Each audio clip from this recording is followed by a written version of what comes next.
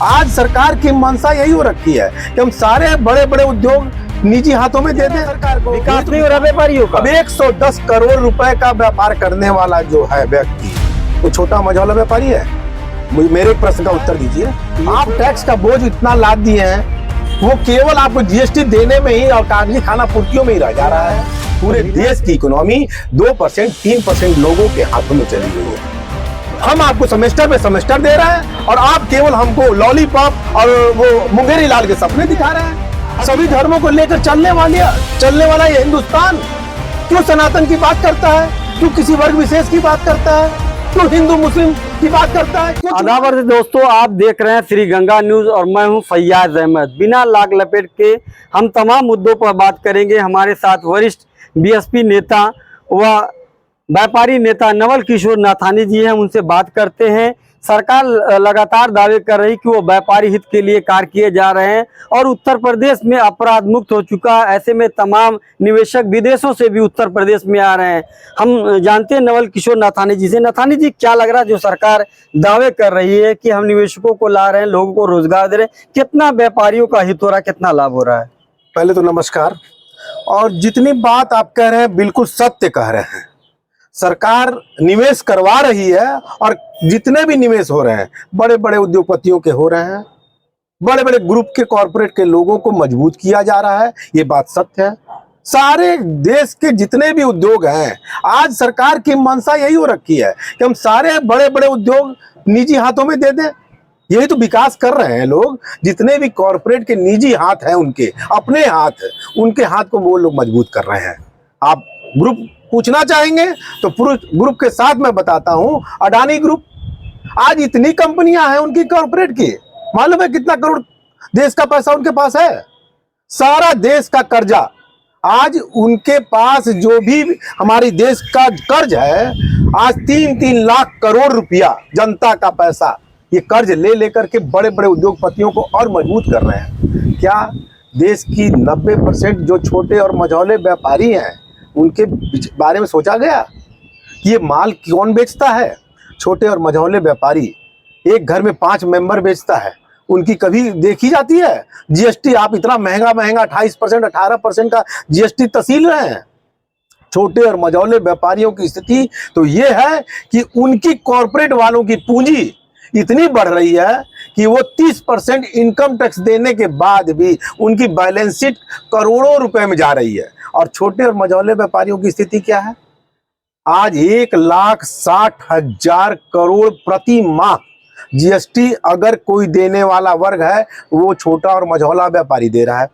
इतना बड़ा वॉल्यूम इस व्यापारियों के द्वारा लेकर के व्यापारियों के लिए कभी सोचा है आपने? क्या लग रहा है व्यापारियों का विकास नहीं हो रहा? सरकार तो लगातार कह रही है व्यापारियों का विकास हो रहा। पूरा भयमुक्त वातावरण उत्तर प्रदेश में, जो भी निवेशक आ रहे हैं बड़े संख्या में जो है यहाँ पर निवेश कर रहे हैं। इसके साथ ही सीएम योगी आदित्यनाथ सोमवार को जो 110 करोड़ की लागत से प्लास्टिक फैक्ट्री का वो जो है उद्घाटन करेंगे। तो क्या लग रहा है आपको रोजगार नहीं व्यापारियों को मिल रहा है? व्यापारियों को रोजगार? व्यापारी तो व्यापार कर रहा है, व्यापार करके जीएसटी दे रहा है सरकार को। विकास नहीं हो रहा व्यापारियों का। अब 110 करोड़ रुपए का व्यापार करने वाला जो है व्यक्ति, वो छोटा मझौला व्यापारी है? मेरे एक प्रश्न का उत्तर दीजिए। ये छोटा और मझौला की लागत से प्लास्टिक फैक्ट्री छोटे छोटे लोगों को रोजगार दिया गया है, उद्योग लगाने के लिए अपना मैं वही बात कर रहा हूँ। सूबे के मुखिया से, केंद्र के मुखिया से यही प्रश्न मैं छोड़ रहा हूँ कि जो आप बड़े बड़े कॉरपोरेट के लोगों को व्यापार करने के लिए प्रोत्साहित कर रहे हैं, छोटे और मझौले व्यापारी कैसे उस व्यापार में सरवाइव करेंगे, उसकी आप सोच रखिए ना।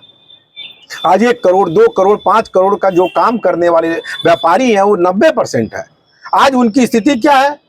आप टैक्स का बोझ इतना लाद दिए हैं, वो केवल आपको जीएसटी देने में ही और कागजी खाना पूर्तियों में ही रह जा रहा है।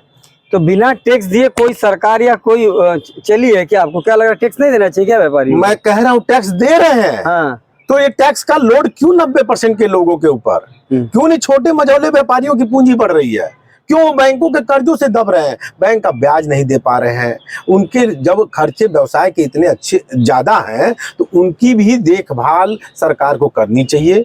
बड़े बड़े कॉर्पोरेट के साथ छोटे मझौलियों की जो समस्याएं हैं उस पर सरकार को ध्यान केंद्रित करना चाहिए ताकि वो लोगों को आर्थिक रूप से हम मजबूत बना सकें। अच्छा, चलिए इन मुद्दों से हटके, चूंकि आप व्यापारी नेता के साथ जो है बीएसपी नेता, वरिष्ठ नेता भी हैं, आप राजनीतिक रहा, क्या लग रहा है जिस हिसाब से देश में जो है सनातन धर्म को लेकर सियासत चल रही है, सनातन धर्म पे हमले हो रहे हैं, सनातन धर्म को खत्म करने की बात हो रही है, क्या लग रहा है कि जो अब धार्मिक होने जा रहा है, जातिगत हो रहा है, क्या लग रहा है? देखिए, जैसे होता है कि मैंने आपको एक चिकित्सक बना दिया तो आपका फील्ड हो गया कि हमारे शरीर की देखरेख करना, और शरीर की देखरेख करने के साथ साथ आज हमने देश के मुखिया को चुना है, देश की बागडोर संभाली है, तो उसका काम क्या है?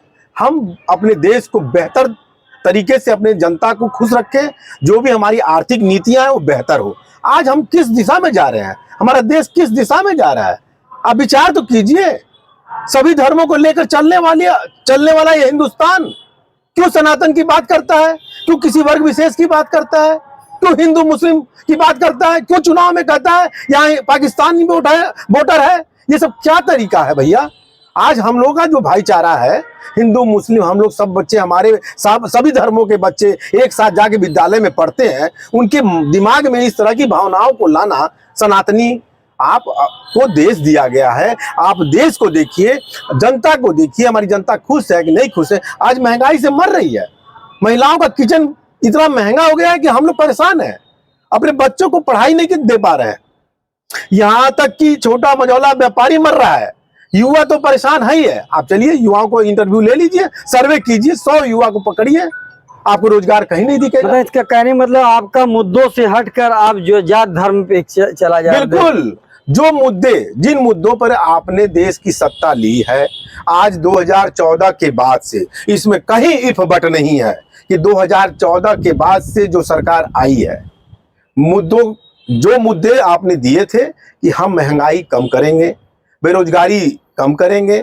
युवाओं को रोजगार देंगे, छोटे मझौले व्यापारी सुखी रहेंगे, आपने उन बिंदुओं पर कोई काम नहीं किया है। वो सामने से दिख रहा है। आज कॉर्पोरेट मजबूत हो रहा है, पूरे देश की इकोनॉमी 2% 3% लोगों के हाथों में चली गई है। तो ऐसे में आप कैसे कह सकते हैं कि हमारा देश खुशहाल होगा? हम कतई नहीं खुशहाल हो सकते हैं। ये कागजी खुशहाली से हमारा देश नहीं चलने वाला है। आर्थिक अर्थव्यवस्था की बात किया जाए, भारत अर्थव्यवस्था में पूरी तरीके से डेवलप करा। सरकार का ये कहना है कि 2047 तक हम वर्ल्ड लेवल की इकोनॉमिक बनेंगे। क्या आज क्या चल रहा है? 2023, आपका शासनकाल कितने साल के लिए मिला है? 2024 तक। Why are you saying 2047? क्या कर रहे हैं आप? गुमराह कर रहे हैं जनता को। 2047, मैं आपको 2047 से कुर्सी दे दूं। आज 2024 तक है, आप 2024 की बात कीजिए। 2014 से 2019 था, 19 के बाद 24 मिला है, आप 47 की बात क्यों कर रहे हैं? 5 साल का कार्यकाल दिया गया, 5 साल में आप करके दिखाइए। तो नहीं करके सरकार का ये कहना है कि जो विपक्ष में जो पहले की सरकारें रही उन्होंने देश में कोई विकास नहीं किया। इन 70-75 सालों में हमने जो विकास किया, लगातार विकास करते चले जा रहा। 2047 तक देश को जो है अर्थव्यवस्था के मामले में 1 नंबर पे हम लाएंगे। आप कह रहे हैं कोई विकास नहीं किया। चलिए मान गए हम गुलाम थे। किसके गुलाम थे? 1947 के बाद 2014 तक हमारी देश में कुछ नहीं हुआ। आपने कौन सा हमारे ऊपर एहसान कर दिया? जितने खुशहाल हम पहले थे, हमारा विद्यालय बच्चा पढ़ने जाता ही था, शिक्षा था ही, IIT था ही, डॉक्टर था ही, सब कुछ तो था, उद्योगपति उद्योग भी थे। आज तो आपने पूरे देश को, हम आपको सेमेस्टर पे सेमेस्टर दे रहे हैं और आप केवल हमको लॉलीपॉप और वो मुंगेरी लाल के सपने दिखा रहे हैं। हकीकत पर आइए। मेरा युवा आज भी परेशान है। आप बात करते हैं, जाइए 10,000 की नौकरी नहीं है मार्केट में। अच्छा नथानी जी, तमाम विभागों में वैकेंसियां खाली, क्या लग रहा है कि सरकार आखिर उन वैकेंसियों को अगर भर दे तो तमाम बेरोजगारों को रोजगार में, वहीं सरकार स्वरोजगार की बात कर रही, सरकारी नौकरियों की बात नहीं कर रही। क्या लग रहा है आखिर जो आपको क्या होना चाहिए? देखिए, आज सबसे बड़ी समस्या क्या है देश की? आज पूरी देश की इकोनॉमी उद्योग पे चलती है। आज उद्योग जितने भी हैं, हमारे निजी उद्योग थे, देश के उद्योग थे जितने भी, चाहे आप रेलवे से ले लीजिए, हेलीकॉप्टर से ले लीजिए, और चाहे एनटीसी सरकारी मिलों को ले लीजिए, चाहे जितने भी थे, आज वो सारे के सारे प्राइवेट हाथों में चले गए। उसका मालिक कौन हुआ? पहले हम सकुशल थे, मेरा मालिक मेरी देश का मुखिया हुआ करता था। आज मेरा देश का मालिक कौन है? अडानी है, अंबानी है, टाटा है, कॉर्पोरेट के 10 बड़े बड़े लोग हैं। वो जब चाहे हमारे बच्चों को नौकरी दे दें, जब चाहे नौकरी निकाल दें। बाप का क्या स्थिति होगा? नौकरी निकल गई, बाप तो परेशान हो गया। अपने घर का जो मुखिया होता है, उसके घर में काम करने का एक अलग सुकून होता है। रेलवे में पहले आपको याद होगा, अगर रेलवे में एक भी परिवार का कोई मुखिया अगर रेलवे में नौकरी कर रहा है तो पूरे घर को वो बहुत बेहतर तरीके से पढ़ाता था, लिखाता था, बिटिया की शादी करता था, घर की EMI भी भरता था। एक परिवार का एक मेंबर अपने 5-6 बच्चों के साथ खूब सकुशल से रहता था। आज स्थिति क्या है? आज स्थिति जस्ट विपरीत हो गई, नौकरियां खत्म हो गई। आज उसकी जगह क्या हो रहा है? मेरे नए नए बच्चे जो पढ़ लिख करके 25, 26, 27 साल में तैयार हो रहे हैं, वो उनके लिए मुझे चिंता हो रही है, मेरे बच्चों की चिंता उनके गार्जियनों को हो रही है। क्या लग रहा है आपको उनको सरकारी नौकरी में देना चाहिए? मेरा सवाल ये है कि उनको प्राइवेट जो स्वरोजगार की तरफ सरकार कार्य कर रही है कि लोगों को स्वरोजगार से जोड़े, कितना सही है ये? देखिए, देश तो इस समय जा रहा है गुलामी की तरफ। देश बड़े बड़े कॉर्पोरेट का गुलाम हो रहा है। आज हमारे युवा जितने भी हैं, बड़े बड़े कॉर्पोरेट के मालिकों के अंदर में जा रहे हैं। ये सबसे बड़ा दुर्भाग्य, पहली चीज ये समझ लीजिए। इसमें क्या होगा? बड़े बड़े अच्छे जो बच्चे हैं, 2, 4, 5% वो चले जाएंगे, लेकिन जो 70, 80, 90% बच्चे हमारे जो मिडिल क्लास के बच्चे हैं, उनकी देखभाल कौन करेगा? वो एक एग्जाम, हर संडे को एग्जाम होता है, हर संडे को सरकार पैसा लेती है, एग्जाम कराती है, अपना खजाना भरती है, हमारे युवाओं से पैसा लेती है, लेकिन उनको कहीं भी समायोजन नहीं है। आप चाहे आंगनबाड़ियों को देख लीजिए, महिलाओं को देख लीजिए, युवाओं को देख लीजिए, कहीं सरकारी नौकरी है ही नहीं। नहीं, मिलना चाहिए। मेरा सवाल आप बात नहीं समझ रहे। मेरा कहना सिर्फ इतना है कि सरकार जो सरकारी विभाग में वैकेंसियां खाली हैं, वहाँ भर्तियां नहीं हो रही, लेकिन वहीं सरकार एक तरफ जो है लोगों को स्वरोजगार दे रही है, रोजगार की तरफ जोड़ रही है, तो उसको सही मान रहे हैं कि नौकरी जरूरी है? नहीं, स्वरोजगार मिलना चाहिए। हाँ। व्यापार को बढ़ावा देना चाहिए। नए नए युवा जो भी अगर नौकरी नहीं मिल पा रहा है, तो उसके लिए युवाओं को रोजगार देना चाहिए। कैसे मिलेगा ये बताइए? प्रश्न मैं छोड़ रहा हूँ। आपका बेटा IIT किया हुआ है, लेकिन रोजगार करना चाहता है, किस तरीके का रोजगार करेगा? अपने ट्रेड से संबंधित कोई रोजगार करेगा। हो सकता है वो दिल्ली से मोबाइल का पार्ट्स लेके आवे या इलेक्ट्रॉनिक पार्ट्स लेके आवे, तो उसके लिए पूंजी की व्यवस्था चाहिए। वो बेरोजगार बच्चा पूंजी कहाँ से लाएगा?